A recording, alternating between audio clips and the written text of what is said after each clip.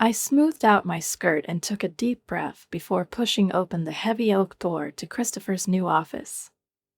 The sign on the door, shining with fresh varnish, read, President Christopher Perry. The letters on it were written in a strict font, each with a golden sheen, as if trying to suggest that its owner occupies an unshakable position. But it all looked to me like a symbol of something darker and colder. Christopher was sitting at a massive desk, bathed in the light of a desk lamp, engrossed in a computer screen. He looked tense, but I hoped his face would brighten up when he saw me, his wife. However, when he looked up, his expression remained just as stern. "Shelley, I'm very busy. What is it?" he said dryly, barely glancing at me. I suppressed my involuntary disappointment and forced myself to smile, trying not to show my resentment. "Henderson's account files are ready for you," I said calmly.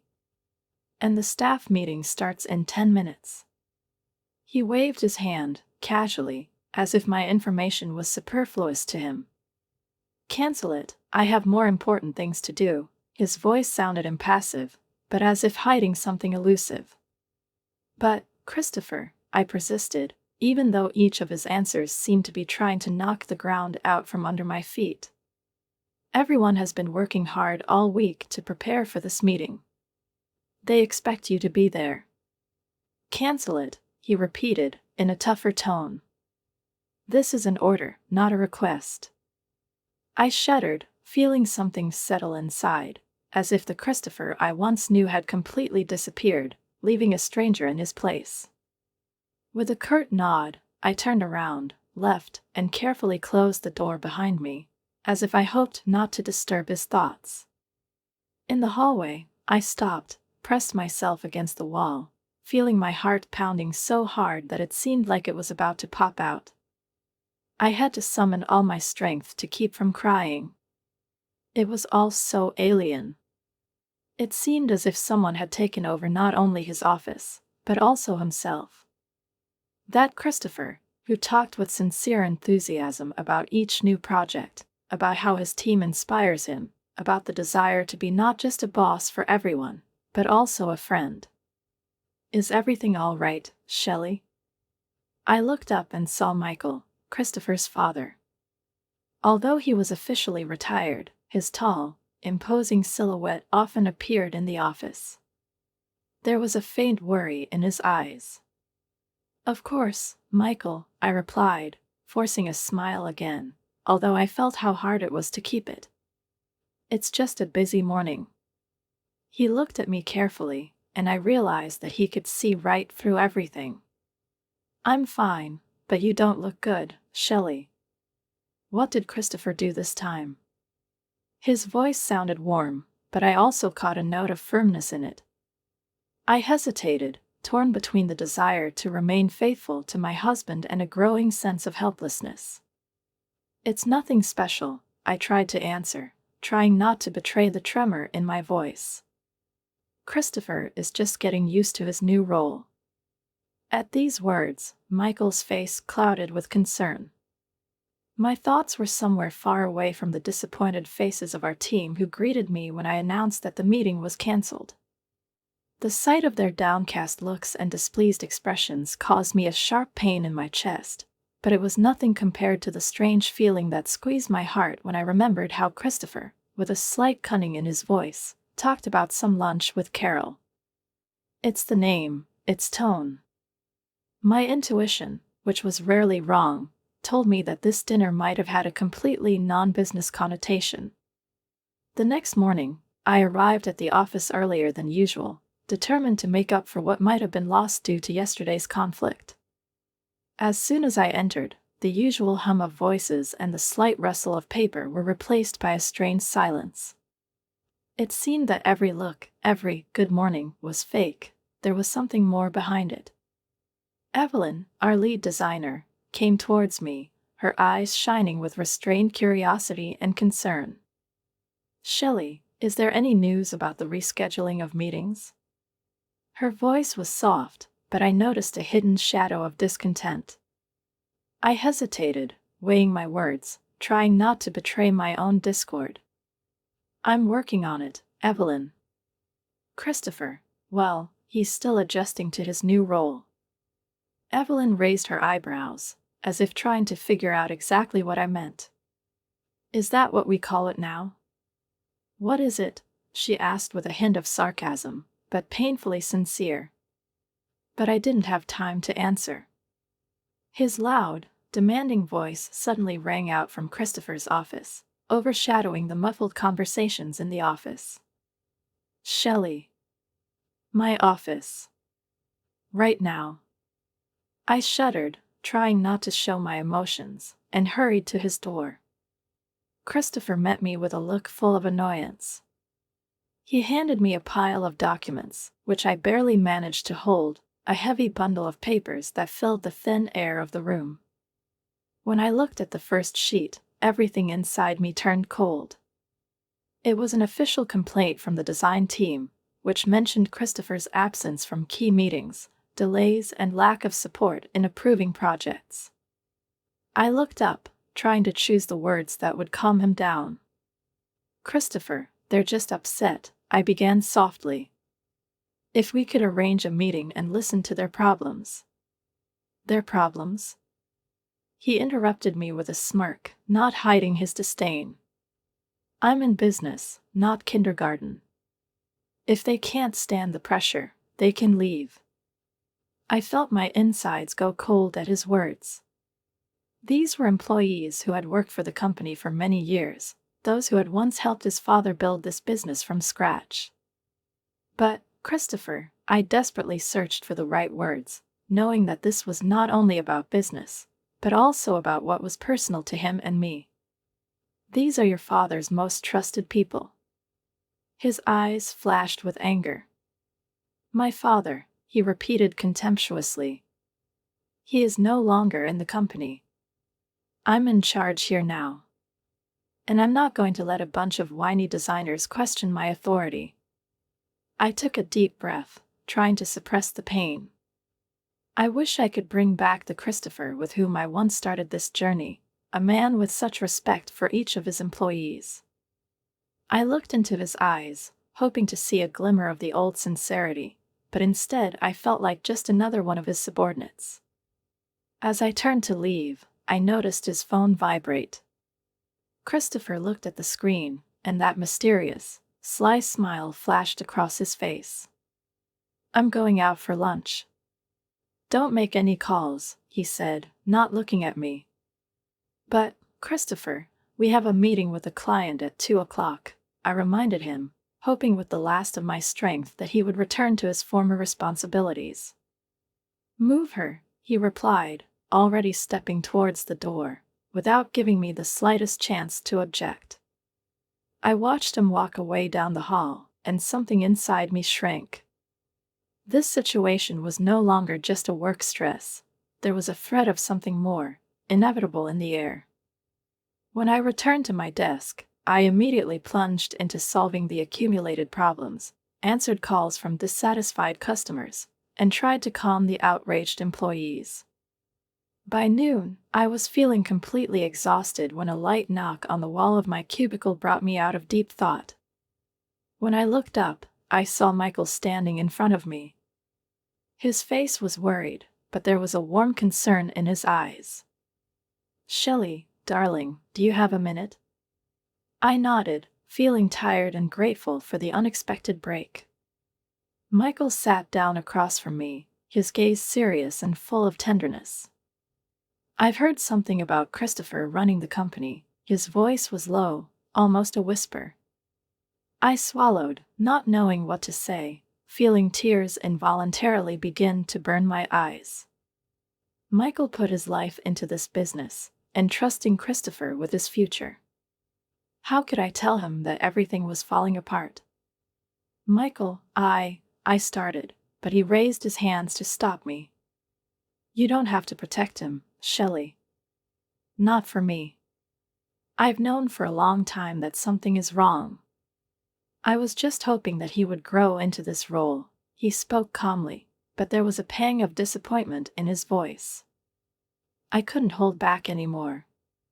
Tears welled up in my eyes, and I whispered, as if letting out the pain that I had been trying to numb for so long.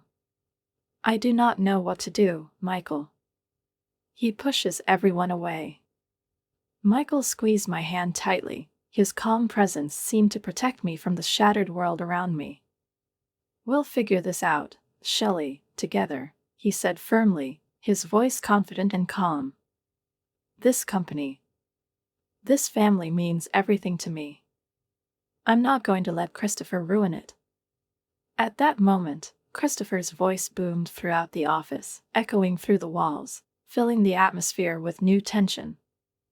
I flinched, and Michael immediately squeezed my hand, as if to say, I'm here. Christopher was wandering around somewhere, venting his annoyance at one of the employees, and Michael and I exchanged glances. It seemed that the storm was far from over, and I stood up, ready to meet the next whirlwind of disorder that he undoubtedly brought with him. Michael's words echoed in my head. For the first time in weeks, I felt a small glimmer of hope, like the first ray of sunlight in a gray dawn. But when I turned the corner, hoping that I could still talk to Christopher, I saw him standing in front of the window, with his tie loosened haphazardly in a smudge of lipstick, scarlet and bright as a challenge, on his collar. That glimmer of hope disappeared like smoke. The man I loved was slipping away, and I was powerless to stop him. Later, returning home, tired and exhausted after another day of trying to keep the company afloat, I felt that I had no more strength left. The only thing I wanted was a hot bath and a glass of wine to forget for a moment about the growing chaos around me. But just as I was reaching for my keys, the front door swung open and a stunning blonde stood in front of me. Her bright lipstick was slightly smudged, and the top buttons of her blouse were casually buttoned, as if she was in a hurry. She froze for a moment when she saw me, her eyes widened, but soon she quickly pulled herself together and with a light, almost sarcastic smile said, "Oh, you must be Shelley." Her voice was soft, almost mocking. "I'm Carol, Christopher's consultant." My world has been shaken. That name, her lipstick on his collar. Everything came together with painful clarity, pierced like a blow, depriving of breath. A consultant? My voice was barely audible, almost a whisper, but Carol caught every word. Her lips curled into a sly smile. "Oh, yes, Christopher and I work very closely together," she said with such a clear hint that there was no doubt. "He's a real visionary, you know." Before I could answer, Christopher appeared from the doorway, his face pale, as if the last of his vitality had drained out of him. "Shelley, are you home yet?" he muttered, avoiding my gaze. I tried to read in his face at least a hint of guilt, of remorse, but I saw only fear and futile attempts to maintain the remnants of control. Christopher immediately turned to Carol and almost forcibly pushed her towards the car, barely noticeably exchanging a knowing look with her. She drove away, leaving me on the doorstep, feeling as if everything inside was frozen. Christopher turned to me, his face stony, but his eyes darted, betraying a hidden panic. "Shelley, it's not what you think," he began hurriedly, his voice sounding too low, too hasty. "Carol. She just helps with new projects. We discussed ideas." I couldn't listen to it anymore. I couldn't hold back the scream that was bursting out. All the words, all the accumulated pain, were ready to burst out. "Don't lie to me, Christopher, not now." I met his gaze, and he froze for a moment. His confidence, as if it had become his mask, collapsed. I didn't want this to happen," he whispered, as if he were telling the truth for the first time. It just happened." My voice trembled, and seemed to tremble with me. "How, simply, can you ignore your responsibilities at work? How, simply, can you treat our employees, our friends, as if they don't matter?" I couldn't take his excuses anymore. My heart was tearing apart, but my voice sounded firm. "You don't understand, Shelley. He cut her off abruptly.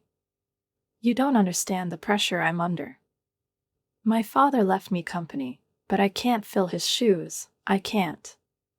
Will you fill his shoes by having an affair and slowly destroying what he was building? My voice was firm, but inside I felt like something in me had completely broken down. His face contorted with disappointment, and he turned away, as if my words had touched him to the core. My own hopes were dashed, but I didn't let myself show it.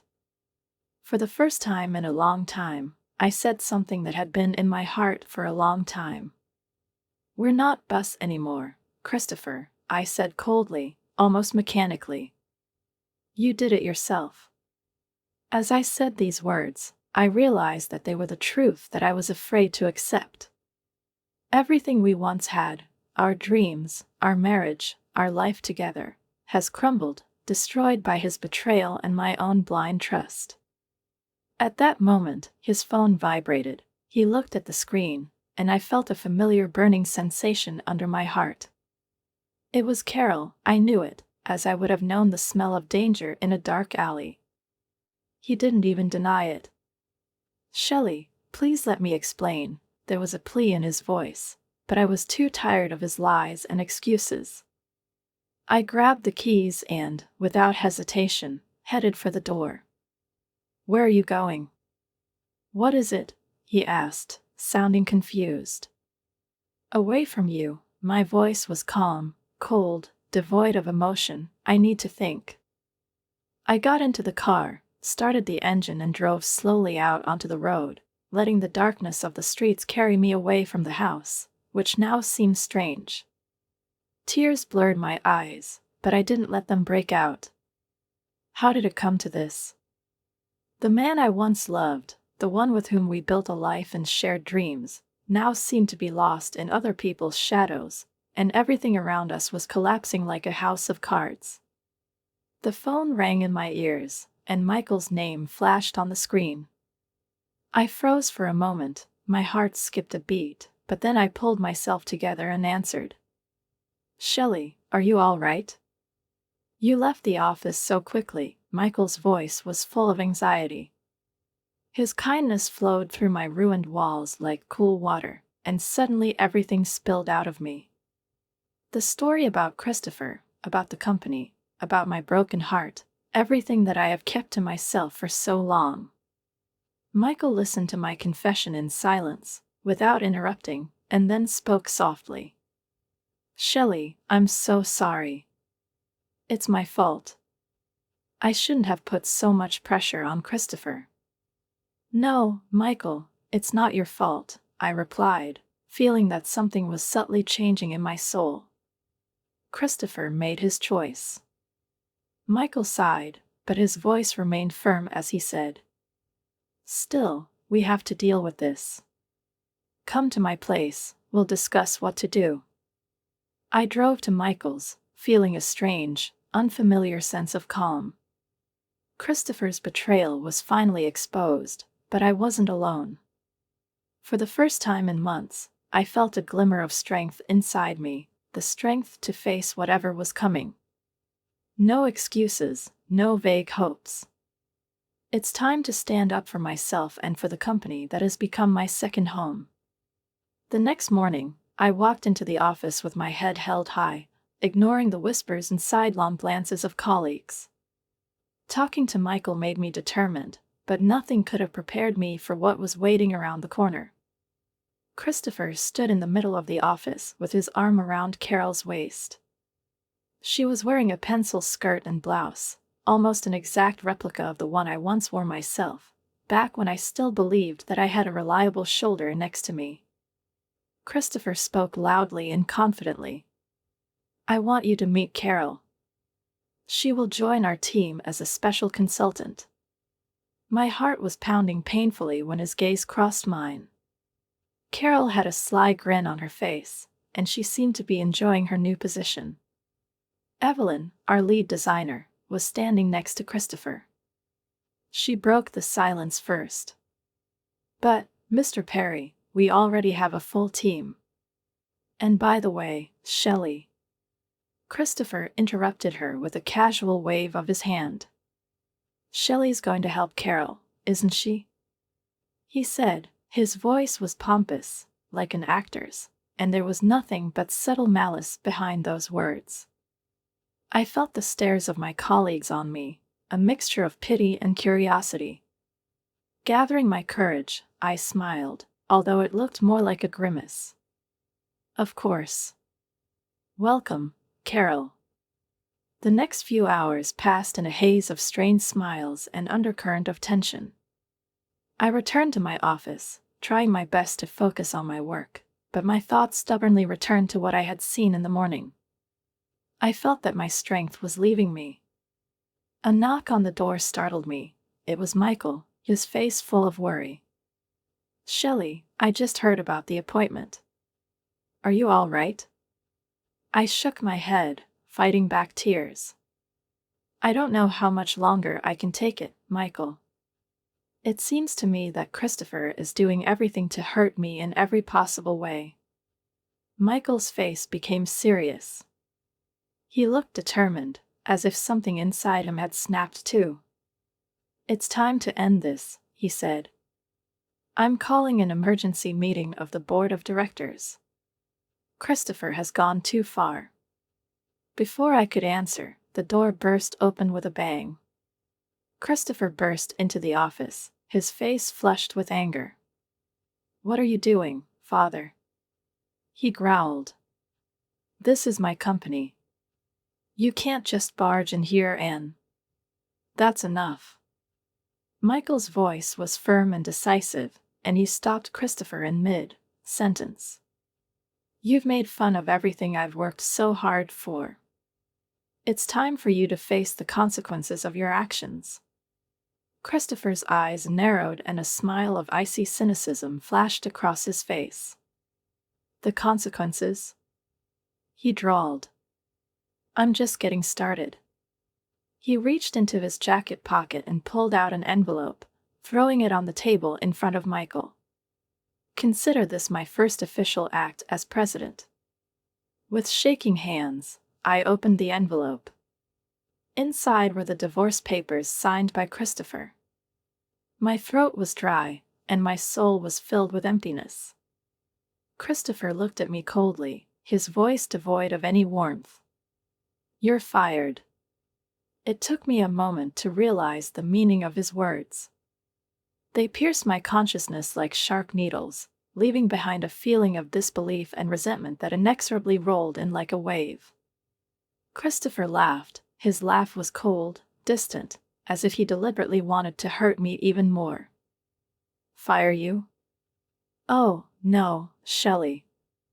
I'm freeing you from this job, from this marriage, from everything that we had." He mockingly spread his hands, as if justifying himself to an invisible audience. I looked at the papers, and it seemed like my whole world was crumbling, like fragile porcelain breaking on stones. The years of our lives, common dreams, plans, all this turned into several dry sheets with soulless legal formulations. Michael, who was standing next to him, clenched his fists, trying to calm the heated atmosphere. "Christopher, stop. Think about what you're doing.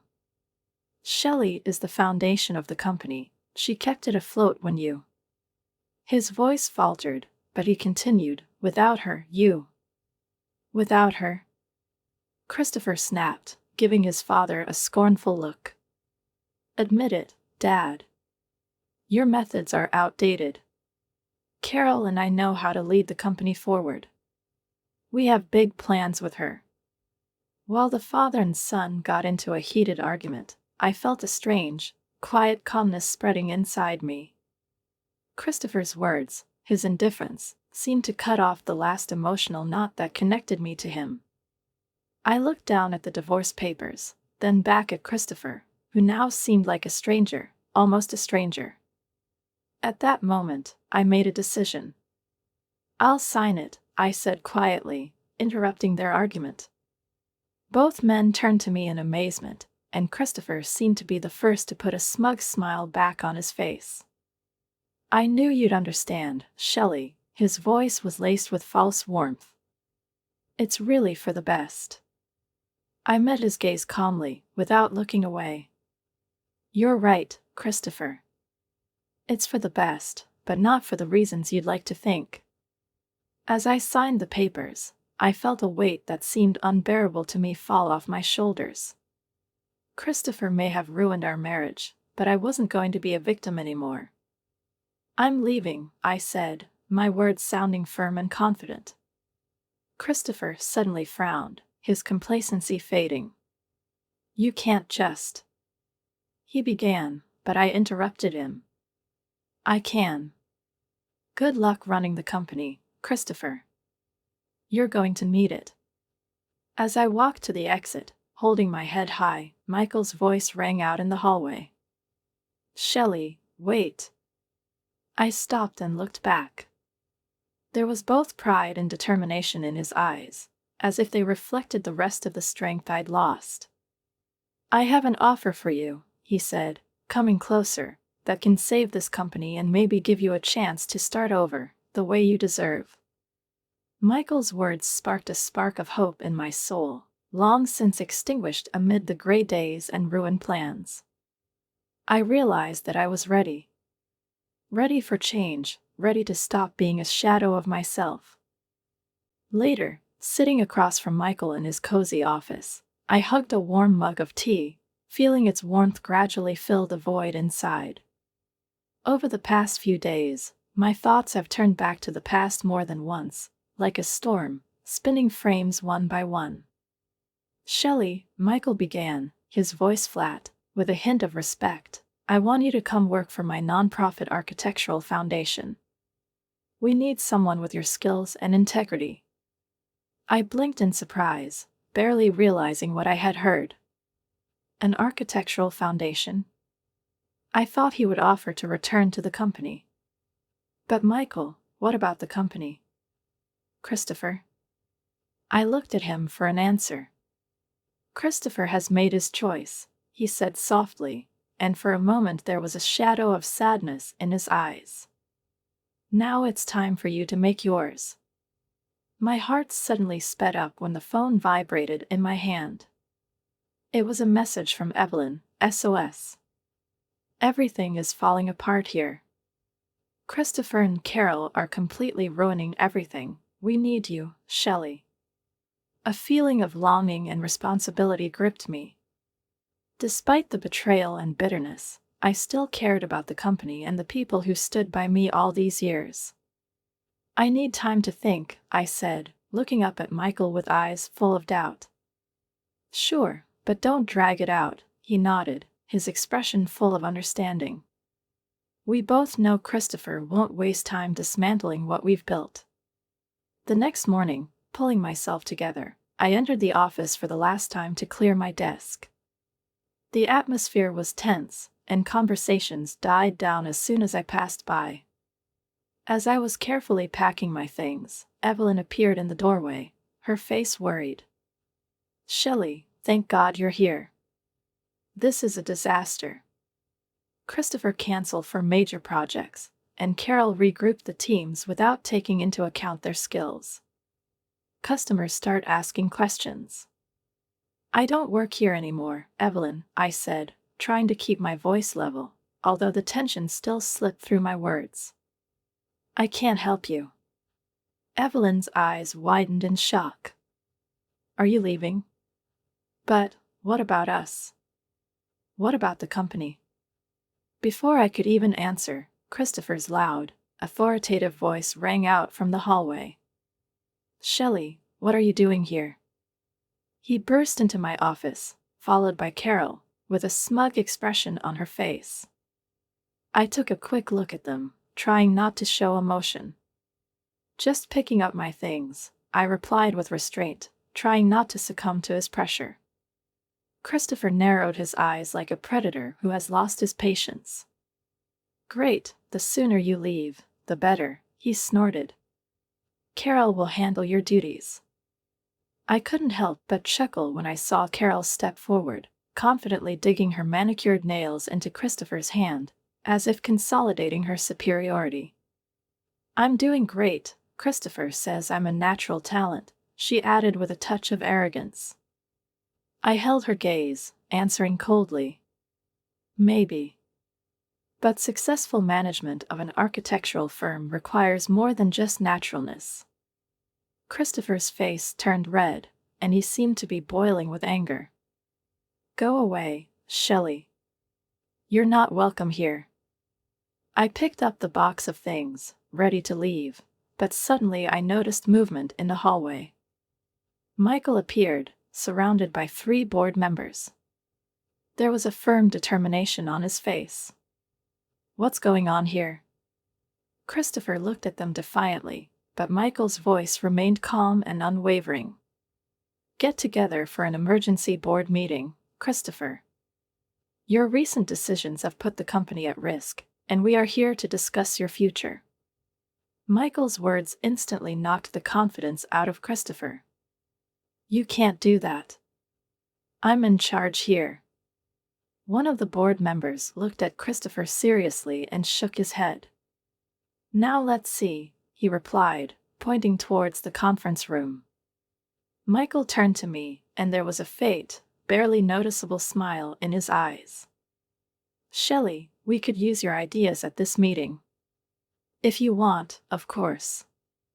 I froze for a moment, torn between the desire to get away from all this chaos and a sincere attachment to the company that I helped build for many years. Christopher noticed my hesitation and grinned sharply. She doesn't work here anymore, Dad.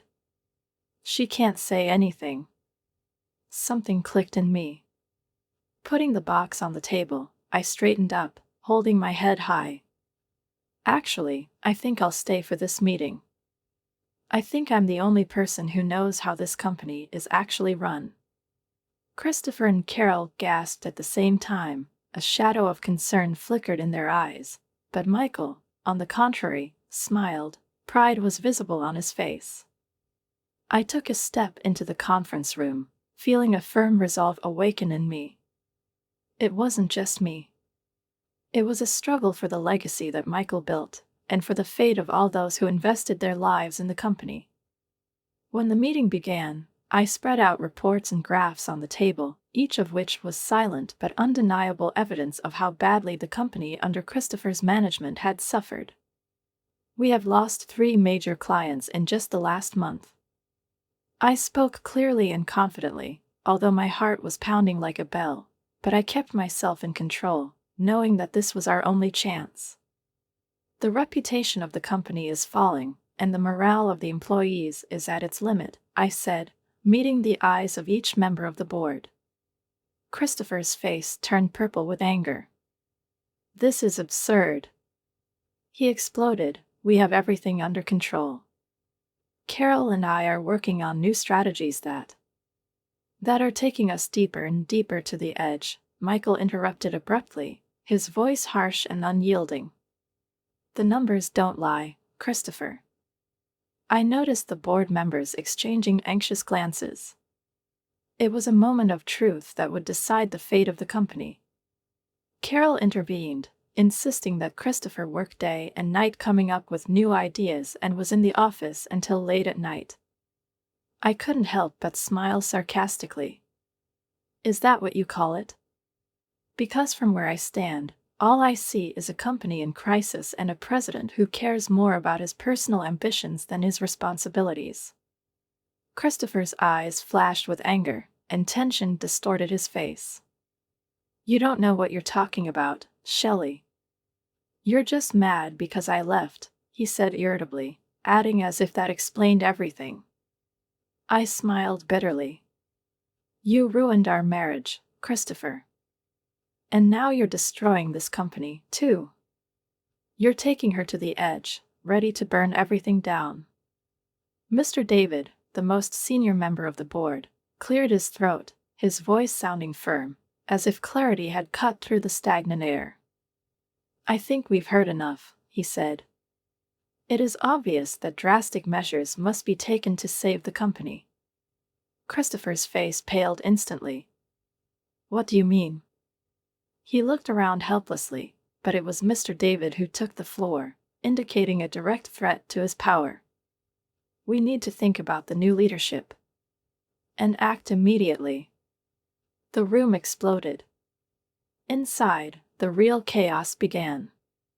Christopher, unable to control himself, began to scream. Carol, flushed and pale, let out tears. The board members argued with each other, heating up the atmosphere.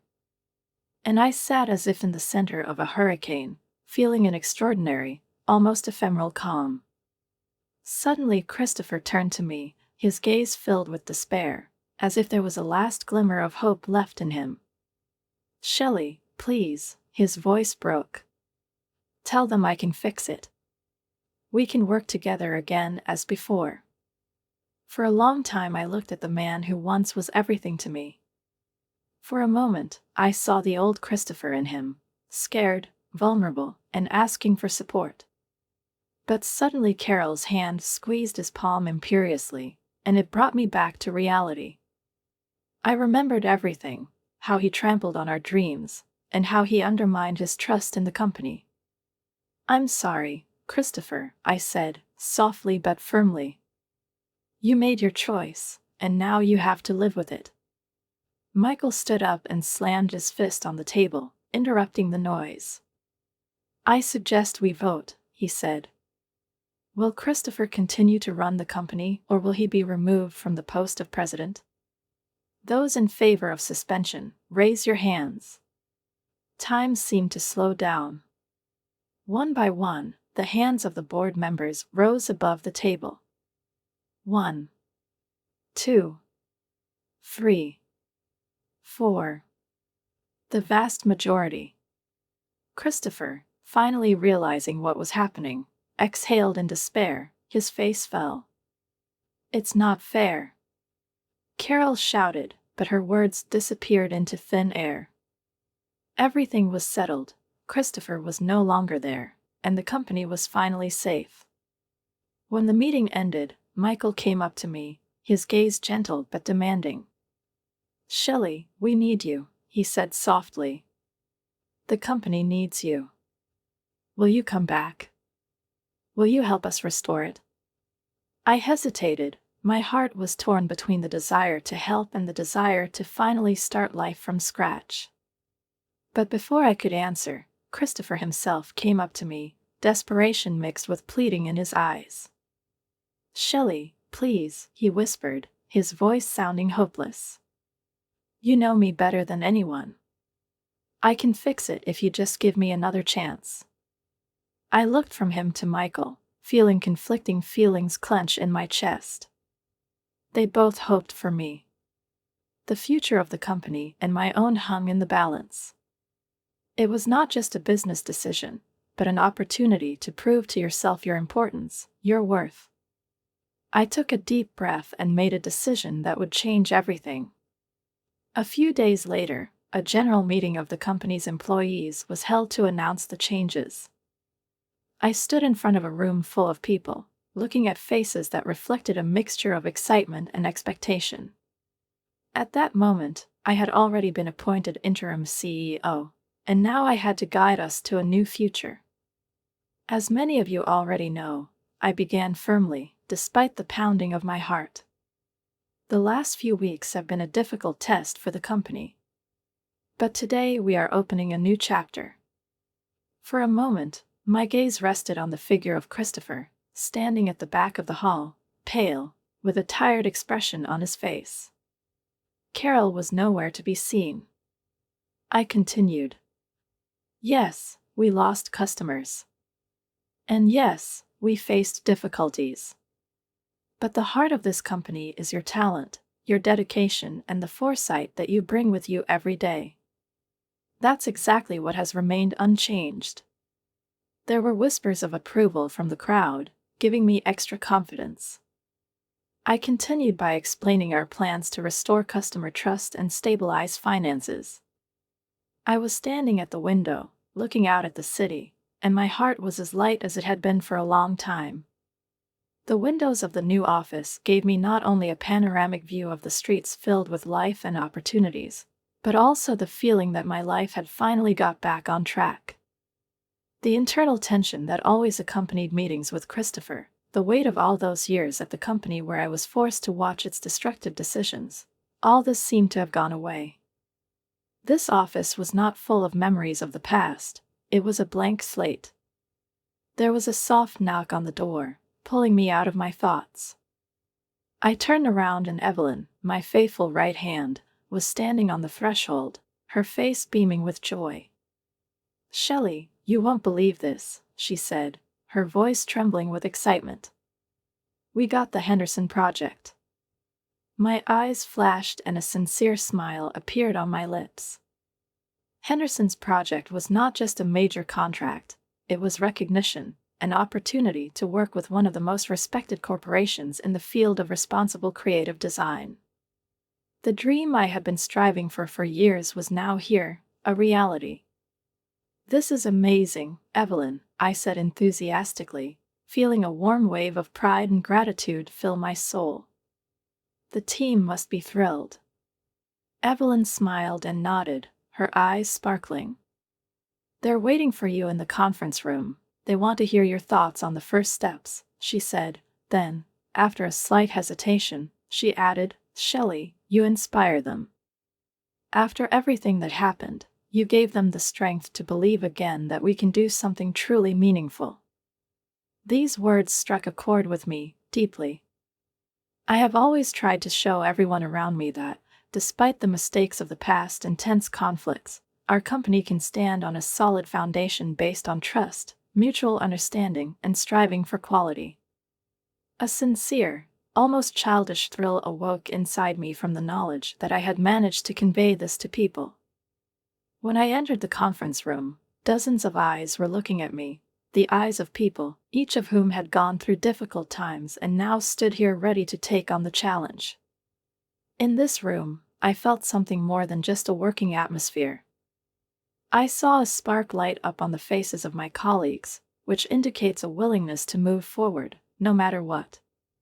"Today we begin a new stage," I began, looking up, and my words sounded firm but sincere.